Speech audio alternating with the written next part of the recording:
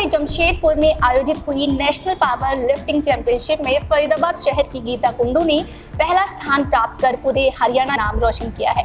गीता ने 69 kilogram body weight में 325 kilogram भार उठाकर एक नया रिकॉर्ड कायम किया है। जी हाँ, इस वक्त गीता कुंडू जी हमारे साथ जुड़ी हैं। उनसे जानेंगे कि किस तरीके से उन्होंने इसमें एक सफल मुकाम हासिल किया है। स्वागत करती हूँ आपको और सबसे पहले बहुत बहुत बधाई देना चाहूँगी। मैं जानना चाहूँगी किस तरीके से आपने आपने एक मुकाम हासिल किया है, उसके बारे में ज़रा हमारे दर्शकों के साथ हम अपनी कुछ यादें हैं साझा करें। मैं एक नॉर्मल सी लड़की थी। मेरे इस पूरी जर्नी में मेरे हस्बैंड ने, मेरे कोच ने मुझे बहुत सपोर्ट करा। सबसे पहले होता है कि family support, but family support बहुत बड़ा रहा है मेरे पीछे। ठीक है, मेरे हस्बैंड का सबसे पहले उनको धन्यवाद दूंगी कि उन्होंने मुझे यहाँ पर लाकर खड़ा करा, मेरे लिए एक जिम ओपन करी। बट जो मेरी ये जर्नी है उसमें सबसे बड़ा हाथ जो है वो मेरे कोच का रहा है। क्योंकि जिम खोली नॉर्मल, मैं एक ट्रेनर बनकर रह जाती हूँ यहाँ पर, सिर्फ एक ट्रेनर बनकर। ठीक है, बट जो अमित भैया है, जो मेरे कोच है, उन्होंने मुझे इस लाइन में राह दिखाई। तो जो वहाँ पे चैंपियनशिप थी, क्या क्या चैलेंजेस आपको देखने को मिले? क्योंकि काफ़ी सारे और भी लोग थे, क्या आपको लग रहा था कि आप जो ये जीत आपको मिली है आप उसको हासिल कर पाएंगे? बहुत चैलेंज था, बहुत बड़ा। 2-2.5 हज़ार लोगों के बीच में परफॉर्म करना, एक स्टेज पर परफॉर्म करना बहुत बड़ी बात हो जाती है। सबसे बड़ी बात है, सबसे पहला है कि हमें उस स्टेज को फेस करना है, जहाँ पर एक नेशनल में जाना बहुत बड़ी बात होती है हमारे लिए। स्टेट लेवल पे खेले, वहाँ पर भी मैं विनर रही, उसके बाद नेशनल के लिए चुना गया। तो ओवरऑल हर किसी को ये मौका नहीं मिलता। मैं बहुत लकी हूँ कि मैं वहाँ तक पहुँची हूँ। आपको जीत हासिल हुई तो आपको उस वक्त कैसा लग रहा था? फीलिंग्स बयान नहीं कर सकती कि बहुत अच्छी ऑसम फीलिंग होती है ना, कि उम्मीद नहीं थी कि मैं इतना कर पाऊंगी। यहाँ तक पहुँची और वहाँ पहुँचकर गोल्ड लेना, फर्स्ट नंबर पे आना इतने लोगों के बीच में बहुत बड़ी बात होती है। तो वो फीलिंग बहुत अजीब थी, बहुत खुशी थी, आंखों से लग रहा था आंसू बहेंगे।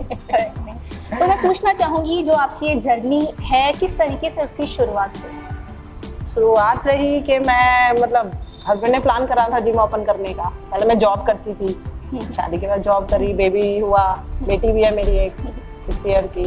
बेबी के बाद फिर जॉब करी, बट फिर हस्बैंड का प्लान बना कि हम अपना जिम ओपन करते हैं। मैं किसी और जिम में जाती थी पहले ट्रेनिंग के लिए, वेट लूज के लिए। वहाँ पर मैंने सीखा अपनी टीचर से, मैम से। तो मेरा मन था कि खुद मैं कभी एक ट्रेनर बनूँ ऐसे। उसके बाद मेरे हस्बैंड ने सपोर्ट किया, उन्होंने अपना जिम ओपन करा। वहाँ मैं लेडी ट्रेनर थी, ट्रेनिंग देती थी। उसके बाद अमित भैया मिले मुझे इस जिम में, उन्होंने मुझे ट्रेनिंग देना स्टार्ट करा और उस दिन से आज का दिन सिर्फ उनकी बदौलत मैं यहाँ पर पहुँच पाई। तो जैसे कि आपने बताया कि अभी आपने शुरुआत की, तो कुछ चैलेंजेस रहे, किस तरीके के चैलेंज आप इस चीज़ को लेकर कोई प्रॉब्लम फेस किया?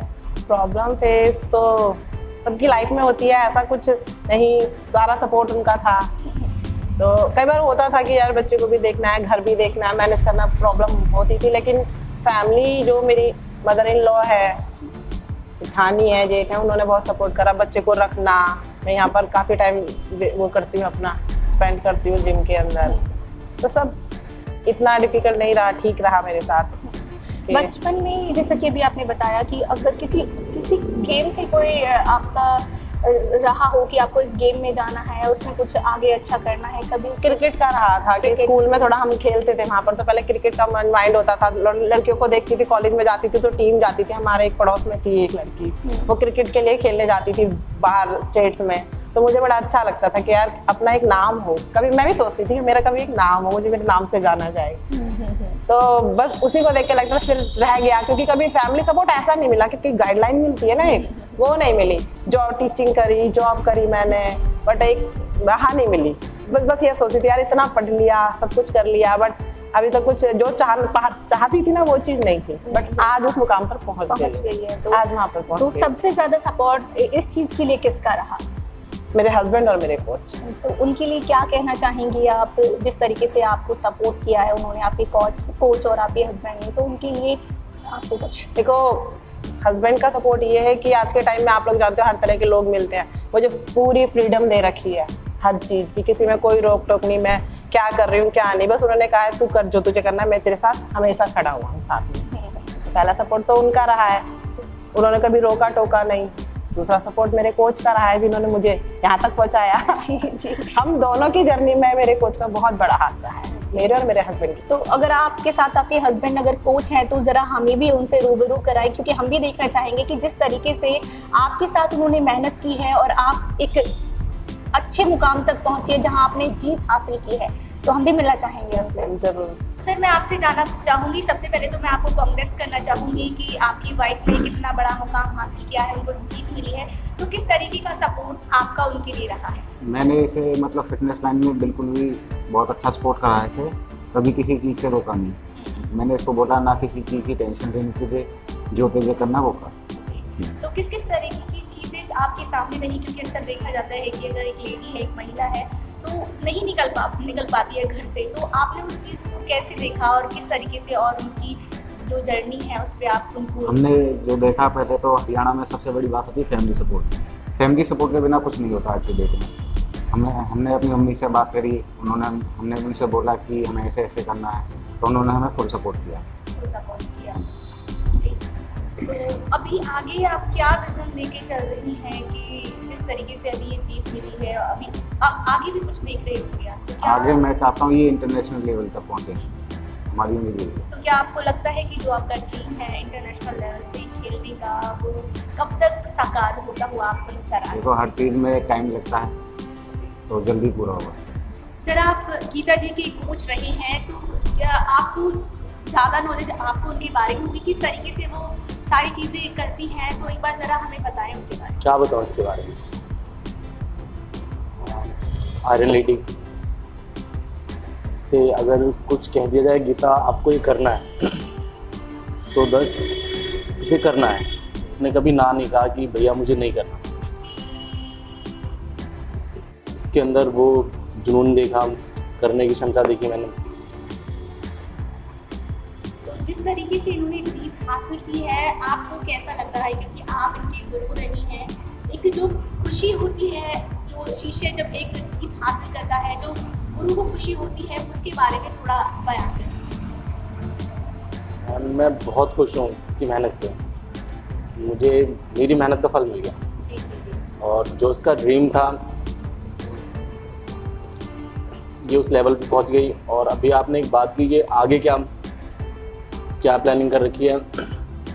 आगे मेरा भी सपना है कि इसे इंटरनेशनल तक ले जाऊं, जो कि अभी नेशनल क्वालिफाई करा है, तो सेकंड नेशनल खेलने के बाद ये इंटरनेशनल में सिलेक्ट हो जाएगी। गीता जी, आप अभी नेक्स्ट अपना विजन क्या लेकर चल रही हैं कि किस तरीके से अभी आपने नेशनल खेला है, तो आगे आपका क्या रहेगा?